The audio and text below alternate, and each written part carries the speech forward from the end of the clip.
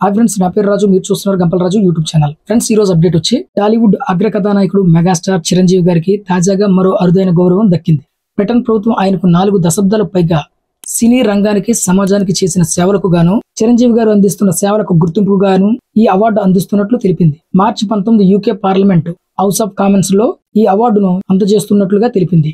యూకేకి చెందిన అధికార Labour Party parliament member Nanendu Mishra Chiranjeevi గారిని మార్చి 19న సన్మానించనున్నారు.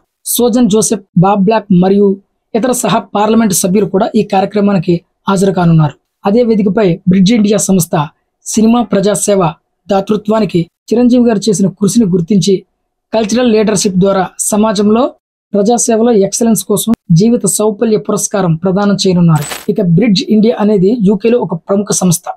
ఇది పబ్లిక్ పాలసీ రూపొందించడానికి పనిచేస్తుంది. అలాగే వివిధ రంగాల్లో వ్యక్తులు సాధించిన విజయాలు, వారు తమ చుట్టూ ఉన్న సమాజంపై చూపించిన ప్రభావం మరింత విస్తృతం కావాలనే ఉద్దేశంతో వారిని సత్కరిస్తుంది. కాగా బ్రిడ్జ్ ఇండియా సంస్థ జీవిత సౌపల్య పురస్కారాన్ని తొలిసారిగా అందజేయబోతుంది. దానిని మొట్టమొదటిసారిగా చిరంజీవి గారు అందుకోవడం విశేషం. ఇది ఆయన కీర్తి కిరీటంలో మరో కలికితురాయిగా నిలుస్తుంది. బ్రిటన్ కు చెందిన పార్లమెంటు సభ్యులు బ్రిడ్జ్ ఇండియా వంటి ప్రఖ్యాత సంస్థ అంతర్జాతీయ వేదికపై చిరంజీవి గారిని సన్మానించడం, ఆయనకు లైఫ్ టైం అచీవ్మెంట్ అవార్డు ఇవ్వడం అనేది ప్రత్యేకమైన సందర్భం. 2024లో భారత ప్రభుత్వం నుంచి 2వ అత్యున్నత పౌర పురస్కారం పద్మ విభూషణ్ ను చిరంజీవి గారు అందుకున్నారు. అలాగే గత ఏడాది అత్యంత సమర్థవంతమైన నటుడు మరియు డాన్సర్ గా గిన్నిస్ వరల్డ్ రికార్డులో కూడా చోటు సంపాదించుకున్నారు మన మెగాస్టార్ చిరంజీవి గారు.